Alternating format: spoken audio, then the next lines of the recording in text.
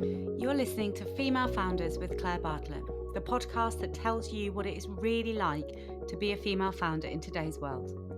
We share invaluable insights through personal journeys and real-life business experiences, highlighting the highs and the lows so you can move forward in your business with ease. I am passionate to share with you the realities of business and give you the strategies and simple steps you need to truly succeed with your business.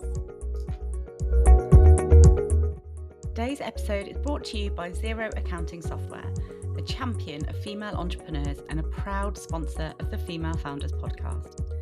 Managing your business finances can feel overwhelming, but Xero simplifies it all and gives you the power to keep your books in order and your mind on growth. Xero have offered an amazing 50% discount on your first 3 months with them. So if you'd like to take advantage of this amazing deal, just search refer.xero.com/female founders or follow the link in the show notes. Don't forget to give this show a follow to make sure you never miss an episode and share it with any incredible female founders you know. But for now, let's jump into this week's episode. Hi everyone, welcome back to the Female Founders podcast. Today I am joined with Lisa Johnson from Lisa Johnson Strategy, and she has been on a mission to help us all earn more passive income since 2018. Lisa, thank you so much for joining me today. Thank you for having me. I'm really excited to share some tips with everybody. But first of all, can we just go back to the beginning, back in 2018? What led you onto this path of passive income? Yeah, so I hadn't really had businesses before. I'd had a business for 3 years at that point in wedding planning. So I had twins and then was working all the hours and was suddenly a single parent. So had to do something different. So ended up working as a PA in an office and just doing something on the side. And that ended up being wedding planning. And I made all the mistakes starting that business, like you do when you start your first business. And so then eventually got that business running really well and people wanted to know how. So I started sort of teaching people about business in general, the things I'd done, the mistakes I'd made. And that worked. You know, people started asking me lots of questions about that and wanting me to work with them. And so I kind of became a consultant by accident, but not in passive income, actually, just in business in general. And then about a year later, a year after I started, I realized that I was making quite a lot of money. I was making 220,000 a year, but I was working so many more hours than in a 9 to 5. And so I had a look at what else was out there. I couldn't really find anything, and then heard people talking about passive income on a podcast and delved a bit deeper into it. People were saying it doesn't exist and, you know, all these kind of things. And I was a curious person, so wanted to know more. And then decided to put half of everything that I had already made in that first year in my business into learning about different passive income streams. So whether that was drop shipping or cryptocurrency or affiliate marketing or courses or memberships, I was doing everything. And then some of them I just discarded. It was like definitely not for me. And then some I just started adding into the business over about an 8 or 9 month period to see what would work and redefined things that worked, try and make them better. Yeah. And then at the end of year 2, I was working so many more less hours. So like I went from 80 hours a week to 30 hours a month, but I went from in that year. In a year, and I went from earning 220,000 a year to $1 million in that year. And so that was like when I was like, okay, passive income isn't passive income in the way people think it is, but you definitely work less hours if you leverage your time better. And do more things one-to-many instead of one-to-one. And so then I started saying to all my clients who were personal trainers or, you know, anybody that had a one-to-one kind of business, branding, website design, I'd say to them, why don't you just teach people how to do this like on their own and do it one-to-many at the same time online rather than in person? And they were saying, oh yeah, most people are like, I will do that one day, but you know, my one-to-ones are going really well. And I'd be like, but you're going to hit an income ceiling. And they're like, no, we'll see, you know, things are going well. And then COVID hit and everybody wanted to come online. So suddenly no one had a choice, did they? No. And there I was teaching people how to. And so we kind of went from doing launches of courses that were making me 300,000 to course launches that made me 2 million in a week. And it changed everything. And then, yeah, we've made a lot of money over the past 7 years that we've been doing that. And now we do lots of different things to do with strategy as well as passive income. Amazing. And I think it's really interesting what you said, that you had that dream and you were working for yourself, but actually you were working way more hours than if you were just employed. And I think there's people joke about it actually, that, oh yeah, we set up a business to have the freedom, but then we're working more and are Yeah. probably earning less than if we were employed.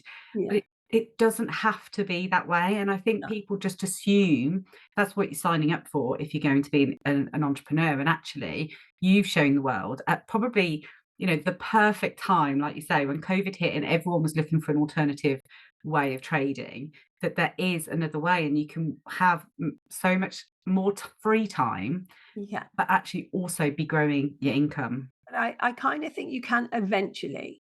I do think at the beginning you do have to be a bit obsessed with your business. Yes. Yeah, yeah. You do spend more time on it at the beginning, but you should be doing that to spend less time on it in future years.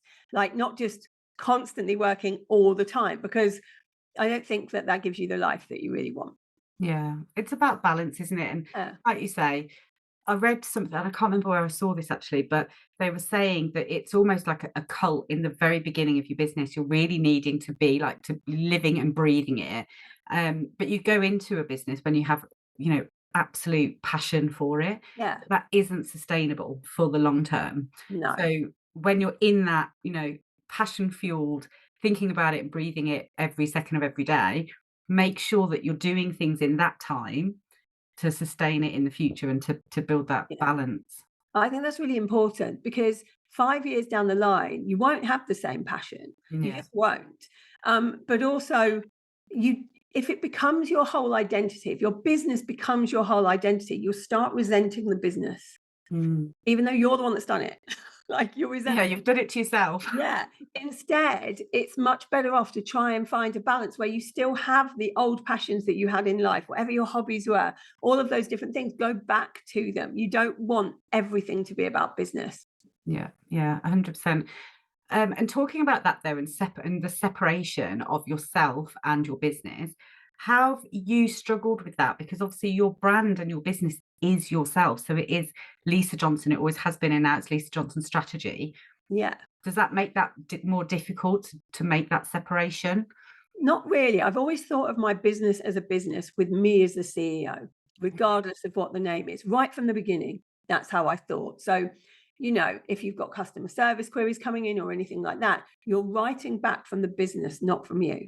Yeah. And I've always separated it out because emotionally, imagine if emotionally you were tied into it as much as that. Like somebody complains, they're complaining about you as a person, and that can Mm. get really messy. Whereas they're complaining about the service from a business. You're just the CEO of that business. At the moment, you might not always be the CEO of it. So I've never really struggled with it. What I did struggle is when I took people's advice, which was, it shouldn't always be your name.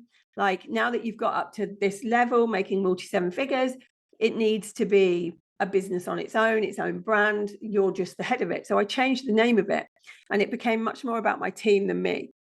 And I did that for a year before I realized how much I hated it. And I wanted it to be back being me because it is a personal brand. And the thing I'm good at is building personal brands, not building just random brands that anyone can have. I don't think that's the right way to go about things. I know that's what people teach because everybody's so talks about going into things to sell them. But sometimes I think your personal brand isn't one to sell. I think it's one that you love and that you will just do for as long as you want to. I don't think you need to sell it. Yeah, I love that. And I think, especially with what you do, people are coming to work with you because of you and how you teach it and your personal experiences. And I think if you strip that away, Yeah. then like you say, then you're just another business doing Yeah. it. But you are what differentiates you. So Even yeah. like we did small things, like for one to many, we started doing things like taking me away from it a little bit and maybe recording some of the modules and that kind of thing. And there was uproar. immediately. Like, that isn't what people wanted. And I didn't really want it either. I just thought that's what I should do. Yeah. Actually, I really enjoy training live. Yeah. It's what I'm in it for. Isn't it funny though that this just proves that it does not matter what stage of business you are at, you always have that little bit of self-doubt and confusion and where you're wanting it to go. And I think people look up to the seven-figure businesses like yourself and others and think you have everything sorted. You know exactly what you're doing every day and you know where you're going. And it's not true, is it? We all have Of course those. not. And we have to make decisions, and sometimes we make the wrong decisions. And also, I think it's really easy to get swept up in what the world is telling us we should want, especially online, because everything's on social media. So the world is telling me to go to 8 figures now. Like, that's what the whole world is shouting for me to do. Like, oh, now you're at multi-7, it's time to scale that to 8. Yeah. And you get to a point where you no longer know what you started for. Like, I had to literally stop at the beginning of 2023 and go, I don't know whose version of success I'm following anymore, but I don't think it's mine, because I'm not very happy doing some of the things I'm doing. But this is what everyone does. This is what we're supposed to do. We're supposed to always grow, always go upwards. And I stopped and I put a plan in place that was about my version of success, which actually meant decreasing the business, decreasing how much money we're making, doing things in a different way, doing things in a more boutique way. Not working, with so many people on everything we do. And that's worked really well for me. I've really enjoyed doing things that are a bit smaller. Yes, one-to-many is always going to be my big course, but there's lots of other things I can do with just 10 or 20 people in. And Yeah. I really like that. I think I'm starting to think that everything is about quality over quantity. I'd rather put things out that are real quality than quantity of things. And so we've streamlined everything. And now we only actually offer 4 things. We had about 17. Wow. And it's you claiming back the balance, I suppose, isn't it? And there's a story that I've heard you share before, which I love, about when you got invited to Richard Branson's island. And this is, the pinnacle. If you've had that invite, then you've made it. You're in that world. But you decided you didn't fancy that actually, and it wasn't really for you, and you Yeah, turned I it didn't down. know that at the time. I was going to go. I paid the money to go. Like, you go as part of a mastermind of people that get invited to go. And I paid to go, and it wasn't cheap. We're talking like 70,000 for me and my husband. Wow. And it's non-refundable. So, like, you pay because you're going. And it was only 2 weeks before I was going that I realized that I was on a train that I didn't want to be on. Like, because everyone else was doing it didn't mean I have to. Because everyone else was hanging out with the same people doesn't mean that I need to. I can have my own version of success, and that might be something completely different. And actually, it was completely different. I wanted to be with my friends who were going to the local Chinese restaurant in my hometown. And that's what they were doing at the same time as I was going to be in Necker Island. And they were saying to me, "Oh, you're going to be in Necker?" And I'm like, "Yeah." And they're like, "Oh, we're going to the Chinese. We'll like send you a message and send you a picture of us all at the Chinese when you're in Necker, you lucky thing," kind of thing. And all I was doing was sitting there going, "I don't want to go. I want to be with these people." Yeah. Like, what am I doing? There are very few people in that group of people that I was going with that I had any respect for, because you see things from the inside and then you see what people are putting on the outside a lot of the time. There were a few in there that were really close friends and that I'm still really friends with today, but there were so many that I thought, like, alignment wise, integrity wise, I don't want to be seen with you. Wow. And so by going, it would have been like saying that integrity doesn't matter, because your status matters more. Yeah. Being seen at Necker matters more. And that's never what I'm going to be about. And so I just didn't go. It's kind of selling out, I suppose, isn't it? If you know it doesn't really align with you and fit with you, but you go anyway because that's what you should do, and And you'll your make more social money. media and Like, things. yeah, everyone knows if you hang around with the right people, people pay you more. Yeah. I don't care. I'm never going to care about those kind of things. Like, I was never in this to make millions of pounds. I was in this to impact a load of people and to cover the 2K a month that my job was before that. Well, I think you can safely say you've done that, Lisa, in the you've done Exactly. it's an amazing journey, and I think I've done one to many. That's where I first came across you, wasn't it? That was in 23 that I took that course. And I think it's the way that you package it that it suits any type of business. Anyone can move this to this one to many model, but you sometimes have to just think outside the box and you have to figure out how to do it. It can't be carbon copy what you do to one No. to one. Suddenly just say, I'm going to do that for 10 people in one go. It doesn't work like that, does it? You have to make it work. You have to Yeah, make it fit. And what I've loved about One to Many over the years, we're doing it for 7 years now, and we still have hundreds of success stories every year. That's what I love about it. But we don't just have success stories from people in business. We have so many people start that have never had a business before. yeah, Stay-at-home mums, older people, people that have never had a business. And they start a business because of One to Many. And then they write to me about all the stuff they're doing. And it's so rewarding to see that you're not just helping people who already have money make more money. You're yeah. helping people right from the trenches. Yeah, I love that. And I came back in this year for you to be a pod leader. So I was supporting a group, and there was a lot of people in there that were completely green and had never had a business before. And it was really lovely to see them work through it. But one of the things that I know that you have to repeatedly tell them and remind them is that this is not an overnight thing.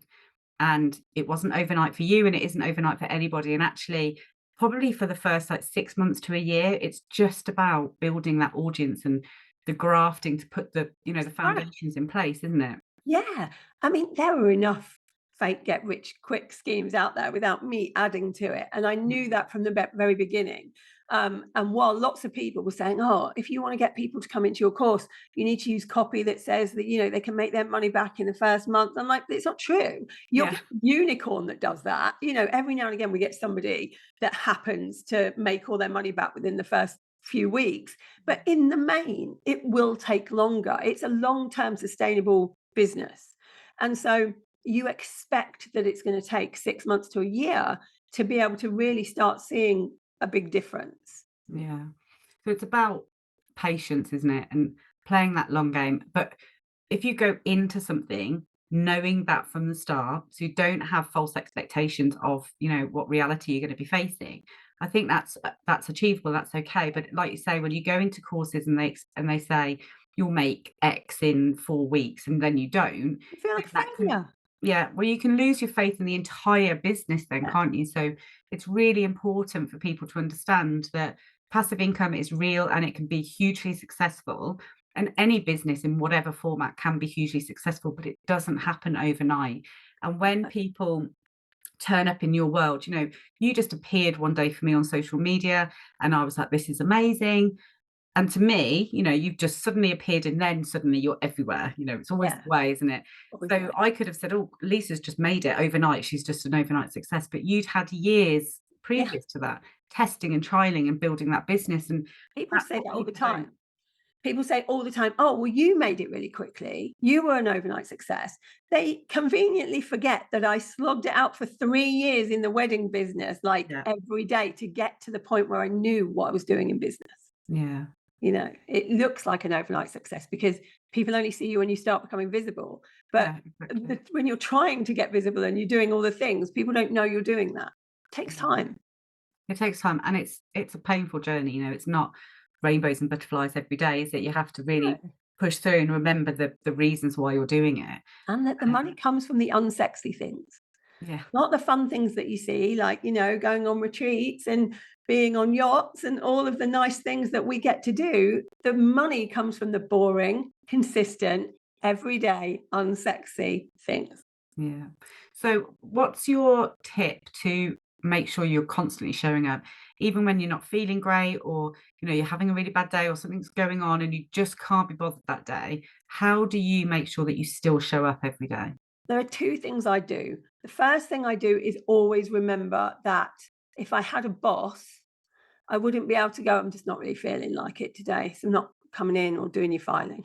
Like Yeah. you just wouldn't be able to. It's when people say, like spiritual people often say, energetically, I'm just not feeling it today. Like you try telling that to a boss, it wouldn't wash. So Yeah. that's the first thing that I always remember. But the second thing I think is if you're a really honest person, and I think we should be online, I think we should stop trying to curate perfect feeds. If you're really honest, you can show up and say, I'm feeling crap today. I did that today.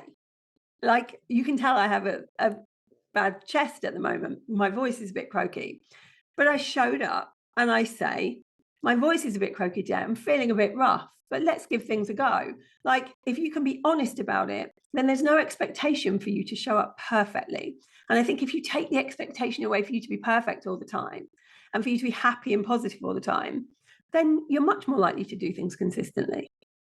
Yeah, that's a really great point. And, I talk a lot about being authentic and just being yourself online. Like today, for instance, I've got no makeup on for this. I thought, me wearing makeup or not is not going to change the value of the content in this episode. Absolutely. I don't wear, half the time I look like I'm doing the school run because that's basically what I'm getting ready to do every day. But that is not impacting my business. And if it is, if people are judging me on that, then they're in the wrong place. They're not, they're not my people. Yeah. And I think we're finally coming out the other side very slowly, that this perfect, Insta lifestyle isn't real, and people are wanting the more authentic connections with people. If I'm choosing who I'm going to work with, I'd rather they say, actually, I'm having a bit of a, rough time at the moment, my emotions, my perimenopause, whatever it is, because that is how I can relate to them. That makes Yeah. it much more believable to me that, what you're selling is Yeah. genuine. I think it's really important. I actually think there has always been people that would rather see a real, raw person Mhm. than a curated feed. Definitely since I've come online, I very quickly realized that I didn't want to be like anybody else out there because everyone looked so perfect when I came online 8 years ago. And, they were all the perfect size and the perfect hair and in the perfect locations. And I didn't resonate with them. And I thought, well, if I don't, other people might not. Yeah. So I was like, well, then I'm just going to act like me and I'm not going to pretend to be something I'm not. And that really worked for me straight away. Mm. I love it. And you've spoken quite openly throughout your journey about how there's a lot of inauthenticity online. And one thing I talk about, so my original business I've had for 10 years now is bookkeeping and accounting. So the figures are really important to me. So Yes. when there's so many people shouting about having a 6-figure business or a Yeah. 7-figure business, and I'm like, we can all have a 6-figure turnover. That's quite easy to achieve. But what's the bottom line telling you? And that people sell these dreams that just aren't genuine. And Yeah. it's really hard to pick out the genuine Who's people real and who's not. online. And the long and short of it is, even the people that are telling the truth, that have a multi-7 or a 7-figure business with profit that is at 7 figures like we do, it doesn't mean they're happy. Yeah. Like, you're telling one tiny piece of a story, which is how much money the business is making. That doesn't tell you anything about contentment, health, you know, family, relationships, achievements, things that actually matter. It just is one part of it.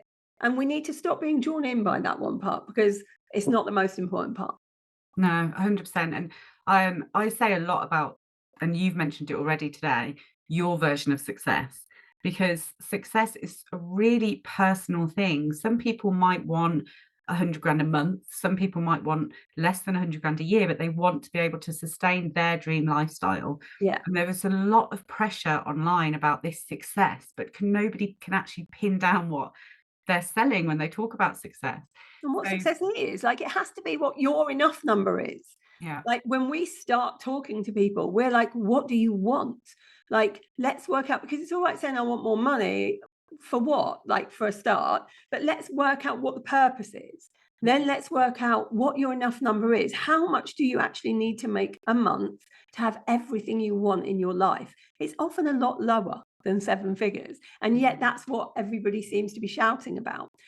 Making 6 figures, 7 figures, 8 figures comes with sacrifices. And I don't think people realize that. There are sacrifices that you're going to make the whole way along. And some of those sacrifices are really worth it, but some won't be. And so, if you know that there are going to be sacrifices, you might make different decisions. You might decide, actually, a 6-figure business is okay if it means you get to see your kids more. yeah. You might say, okay, 7-figure business is okay. But if it's going to impact my mental health, then I'm going to stop at multi-6 instead. But at least you make those choices. But people aren't even thinking about what they will or won't sacrifice. They're just so intent on these arbitrary figures that people have literally made up, that they don't think about anything else. And that's where I mean, I have friends with 8-figure businesses who their relationships are ruined, their health is ruined. Like, they don't like their life. They've got a load of money, Mm. but what's the point of that if you don't like your life? It's such an age-old saying, isn't it? But money genuinely cannot buy you happiness. It It can can buy you help you live the experiences. life. Yeah, it can buy you experiences, it can open opportunities for you, but you Mm. can have a really extraordinary life with not much money. Yeah, yeah. And you now, because you've had this success, you live quite a fabulous life and you do lots of amazing things. But you know, you were pushing for the higher figures because, like you say, that's what society was telling that you should do. And you've now realized some of those sacrifices aren't worth it for you, and you're bringing that back. Did that impact you while you were on that trajectory, though? The relationship you had with your children, did they? No, I didn't let it. Yeah. As soon as I saw people who were above me in the chain of how much money they were making and what they were doing, as soon as I saw their relationships breaking down, and as soon as I saw, even I had clients that were working so hard to get to these figures they wanted to make that they never saw their kids, and their relationships broke up with their husbands. As soon as I saw this happening, I stopped. And I was like, this isn't happening to me. I need to recalibrate and go, what's the most important thing to me? And then what won't I sacrifice, and what will I? And then I actually sat down with my family and said, right, what will we give up to have more time together? And even the kids were like, we'll give up the house. We don't need a massive house with a swimming pool. We won't give up travel. And we all have the same ideas. We're all exactly the same. We don't really care about material things, but we really care about experiences, and we really want to see the world. So when you make that list, then we were like, okay, well, that means if we sold this house and got another house, we'd have no mortgage. So that would give me a lot more time because I'd need to make a hell of a lot less money. And so then, you can make these choices. One of the choices I've always wanted to make is to have more of a boutique feel to some of my programs, especially my masterminds. But because of how much money we need to make in the business, it was always like, well, let's get another 20 in. Let's get another 50 in. And I longed for this time when I could go, well, let's just have 10. And I'm now at the position where I'm able to do that and go, if we get 10, that's great. Let's not push. Let's get the right amount. Yeah. And then, this gives you the control back, I suppose, that you're not being led by the money, you're being led by the service that you can provide, the quality, like you said earlier, quality over quantity. And I think it's an interesting journey, though, I suppose, for you, because you started on the one-to-one and doing the small, more boutique sessions. Then you went to thousands of people doing one course at a time with you. And now you still have that, the one-to-many course will always be, I presume, sort of unlimited and a lot of people. But then around that, the majority of the other things that you're doing, Yeah. you've really clawed that back, and you have sessions at your house now, don't you? And people are working with you on a one-to-one model Yeah, again. not many, about 3 at a time. I Yeah. don't do many one-to-ones because I still want quality. Yeah. And I think if you start doing too many one-to-ones, you're not thinking about those people all the time. And I want to, if they're Yeah. paying me a certain amount of money, I want to make sure they're getting what they paid for. With one-to-many, with my flagship program, I will always have lots of people in there because that's where I get the most impact. I can impact the most amount of people there for £197 a month. It's affordable for most people. Yeah. But what we have done in there is tried to make it more boutique feel by having pods, Yeah. by having places that people can just be around a few people at a time to learn. Yeah. Yeah. And I suppose then it's bringing that collaboration, because I remember the main group for one to many, especially in the very beginning when everyone is super hyped, it can feel quite overwhelming, can't it? Yeah, it's like I always say, go out of the group if you're Yeah. the person that feels overwhelmed, and come back in 2 weeks when no Yeah. one's talking. Yeah. And so the pods this year, I know, really helped with that, because you had a small group of people that you could really connect with and moan and talk things through Yeah. and support each other, which I don't think is possible to that level in that main group, is it? No. So definitely isn't. That's why we did it. And why we'll continue to do it, because it just works so well. Because then we've got the main group where if I need to give information out to people, people do see it. It's not overrun. But then you have these little smaller groups, and people have made their best friends in one-to-many. People have had bridesmaids from one-to-many. It's like amazing the connections that people get from it. And that's part of what I love, is connecting people. Yeah. It works well. That's incredible. So when we talk about one-to-many, and for those people who haven't sort of come across you or really come across passive income before, what is one-to-many? What is the thought process behind it? And when we're talking about going from one-to-one to one-to-many, what are we talking about? The process behind it was, when I wanted to go one-to-many, I wanted to put, whenever I was doing one-to-one, people were asking me the same questions. So I was like, if I could just put this into a course and I could tell 10 people instead of one at the same time, they could pay me less and I could impact more people. So I was like, well, I'll put a course together. So I bought a course on how to write a course. And I did it, and I wrote the course. And I was like, well, now what? I haven't got an audience to sell it to. So then I bought another course on how to create an audience, grow an audience. And I did that, grew an audience. And then I was like, well, I haven't known how to sell it or launch it. So then I bought another course on launching, and on and on. And I got so annoyed by it that I knew, when I'd made this work myself, I was going to create a program that was end to end. From very beginning, never done anything before, right the way to launching 7 multi-7-figure courses. And that's where it came from. And that's why I started doing it. And it was just amazing to see the results that came out of it. Like, I mean, anyone that's seen one-to-many will see how many people online, like, there's not many people that are successful in the UK online that didn't start with one-to-many. Like, That's an amazing thing to be able to it's say. amazing. Like, you talk to somebody and people go, oh, I've got this coach, they're really good, they're making multi-7 figures and they're doing this and that. I'll be like, yeah, they started in one-to-many 7 years ago. Like, so many people started there. And now, because time has gone on, I'm seeing all these amazing things that they've done since. It's brilliant to watch, and they're impacting so many different people. I love that. And I think when we're talking about one-to-one to one-to-many, it's about, stop transferring time for money, because Yeah. you mentioned earlier, we all have an income limit and a time limit in our lives. And if we want to increase that income, but not work anymore, or even better, decrease the amount of hours, then you have to change something in your business, don't you? And Yeah. changing that, me and you having this session now, say it was a one-to-one and I'm helping you. If I could create that course, like you mentioned, and suddenly have 10 people on here, then I've increased my income. But what I think is really beautiful about it is that you're saying, actually, it benefits you as well, because I can charge you less. I don't have to Yeah. charge you that premium amount. Yeah, because everybody has a premium amount. Time's the only thing you can't get back. So let's say you're a personal trainer. You're going to charge the most amount for one-on-one, because you can't, that's your time. Yeah. Or a website designer. You take the money, you will design their website and you will give it to them, but that's going to take you time and expertise. Or you can teach other people how to do it themselves, many at a time, and charge them a lot less, whether that's an exercise class instead of personal training, or whether it's teaching them how to put a website together instead of you doing it. Or you can teach people how to be you, and do exactly what you do. I think the other thing that people don't realize is this doesn't have to just be about business.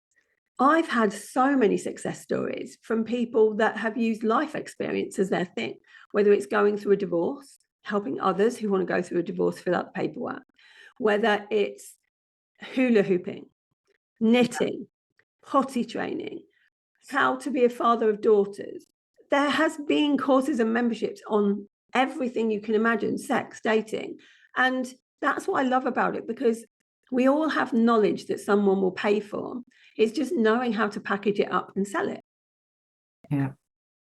And Yeah. that's what we do. What do you say to people, though, when they come to you and they say, I'm a website designer? Surely, if I then teach everyone to do that, I'm putting myself out of the job. Yeah, and people always say that. But the thing is, there's always going to be people out there that can't be bothered to do it themselves. Like, people either have time or money. And if they have more money, they are going to save time by paying you to do it for them. If they don't have enough money, they have time. And so you can teach them how to do it themselves. So you're always going to have both anyway. You never teach yourself out of business, put it that way. Yeah, I love that. And I think, again, it's about becoming an expert in your field, isn't it? So if you have taught 20 people to design their own website and they all rave about how great you were and when they get complimented, they mention you, that's putting you at the height in your industry, in your profession. And again, then Yeah. I think that can help you. And what really is an expert as well? Like people Yeah. say, well, I'm not an expert. An expert is the person that knows the most in a room. Yeah. Well, we're all experts in something then. We just need to work out what it is and sell that. Yeah. I think that's it's it's about mindset, isn't it? And shifting your mindset about how you analyze things. And I think there is a huge amount of self-belief in there. You have to believe that you know enough and have the confidence then to go out and tell people that you are, Yeah. you know the most on this in this topic. And I think the mindset is where a lot of people get stuck. Yeah. Now, I know with you, for instance, you weren't into the woo at all for a long while, were you? And it was all about, just you personally driving for it. But you've started to embrace it slightly. I'm with you, Jason.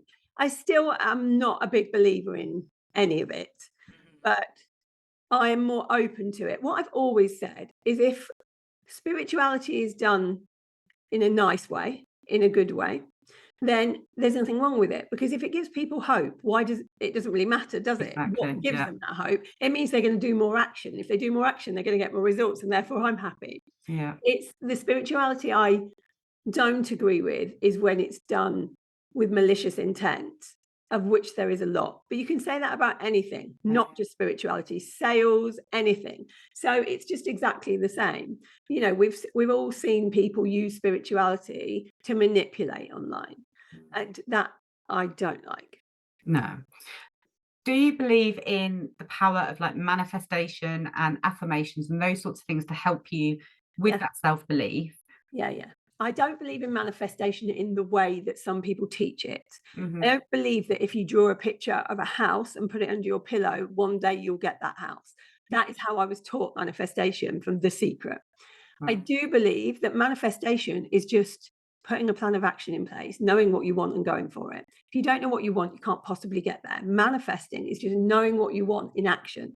Yeah. And then Taking the steps. And so, yeah, you're more likely to get there. It's the ones where they're like, oh, I manifested a parking space.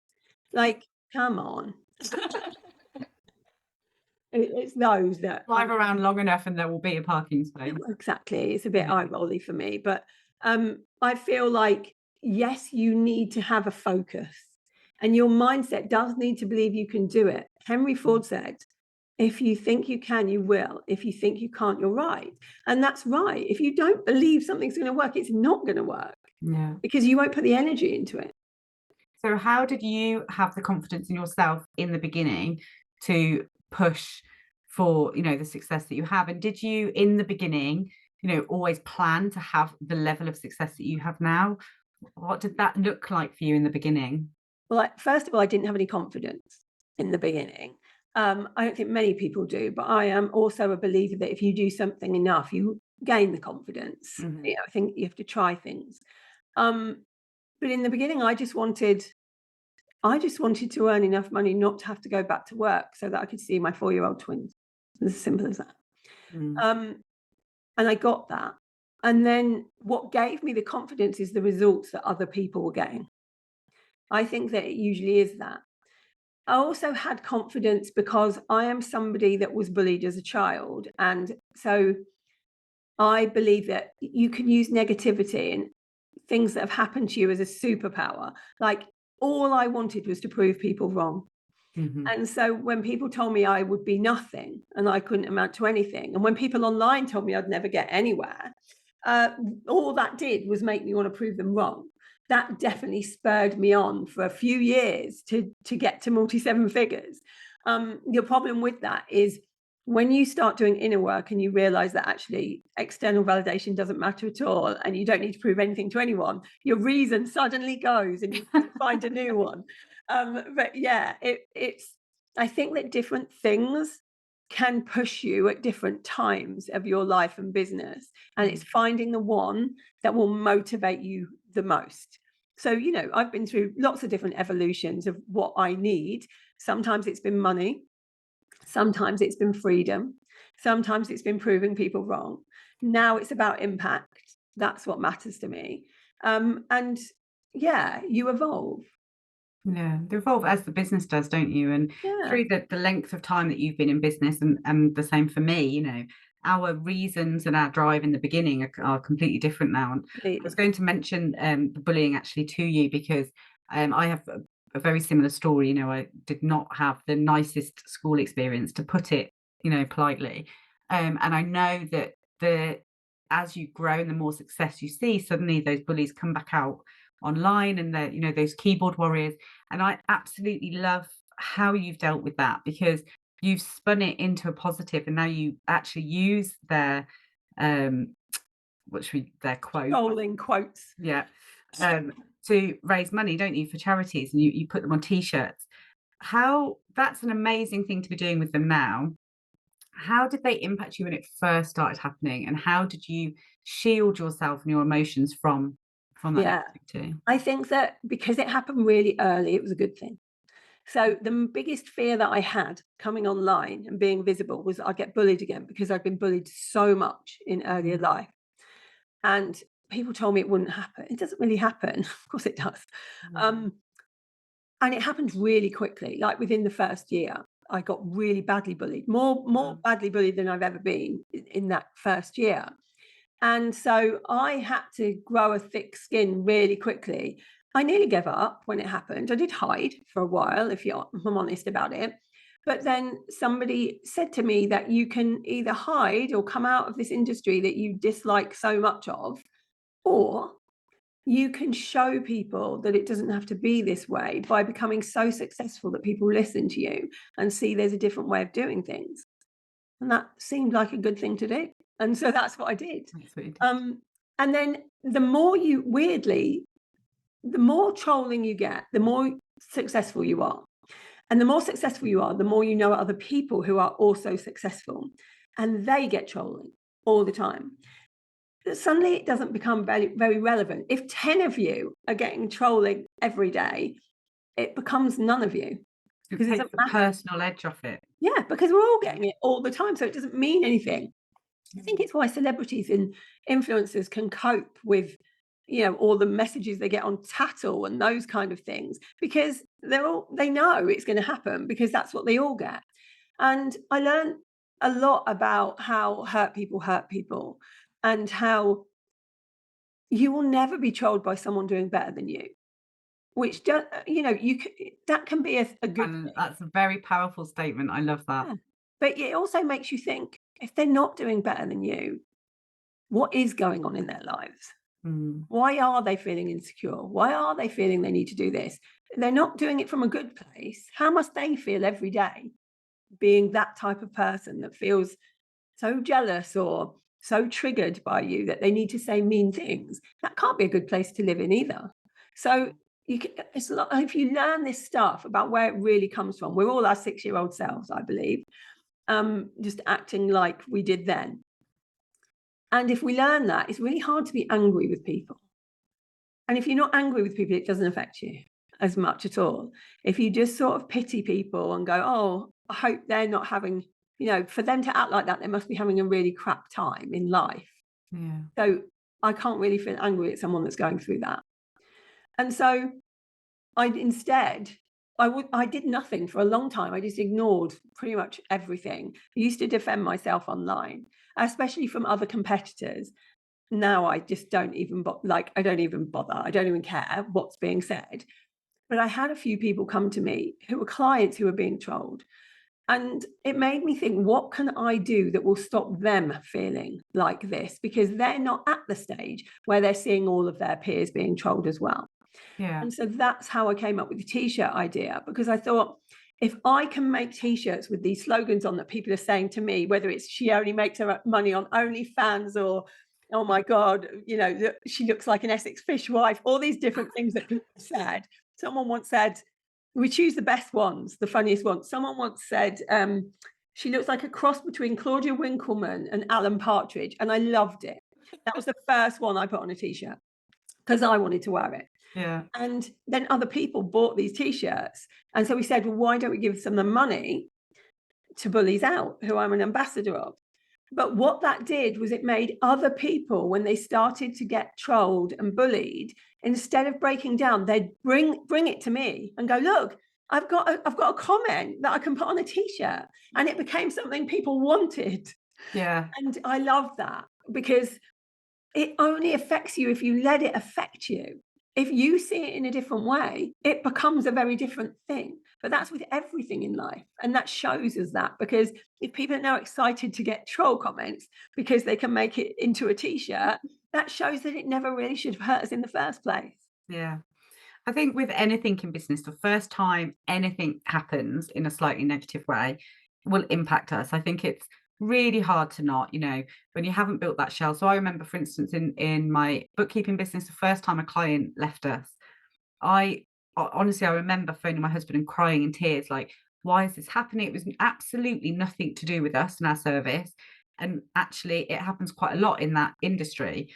And now, don't blink an eye at it. It is what it is. It's like water, and they come and go. But I remember the first time that happened, it really impacted me. And I think it's the same with lots of things. When you face any negativity, it's hard to have that shell before you've experienced it. So you get used to it. Yeah, but I think learning the things that you're saying and saying, when that does happen to you, if you do get those negative comments, think about, it's almost that they deserve your sympathy more than your anger, because they're obviously in a really bad place themselves. And I think that can really help reframe the mind to not take it, not lose sleep over it, not take that into yourself and allow it to fester inside you, I think, which is so important, because it takes courage to put ourselves out there to gain that visibility. It takes bravery and confidence. And sometimes, and like you said in the beginning, you didn't have that confidence. You're sort of faking it till you make it. You're pushing yourself. And the more that you do it, the more comfortable you feel with it. But it's not natural to any of us, I don't think. So it's about preparing yourself, I suppose. It happens to everybody. And the fact that now it's kind of a celebration. I'm in a WhatsApp group with some other business owners, and the other day someone put in, look, I've made it. I've got my first troll.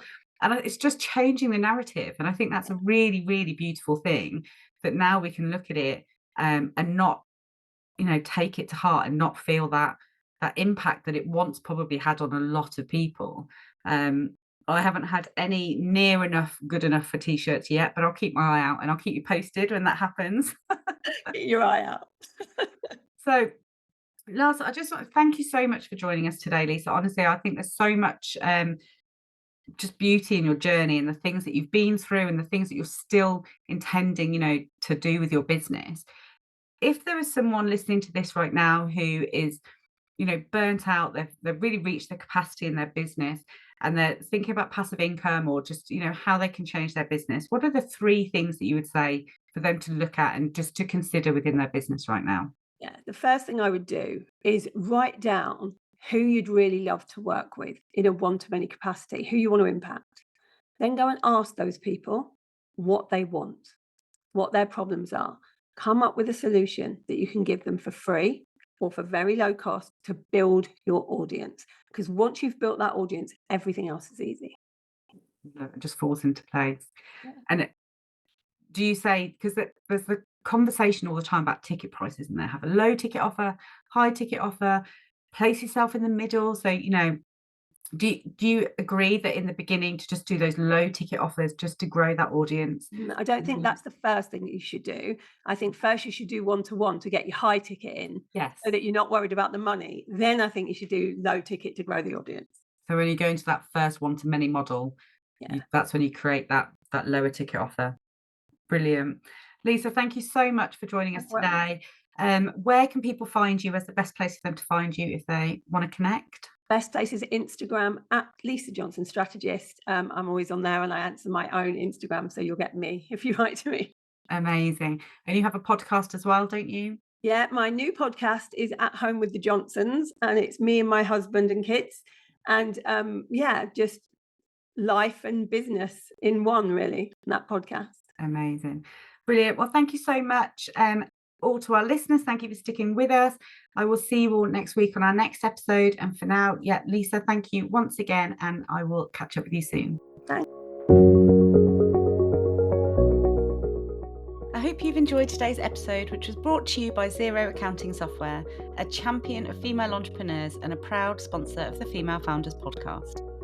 If you're running a small business and you're dreaming big, then Xero is here to help make those dreams a reality. Xero is all about supporting women like you, who are not just running businesses, but are also changing the game.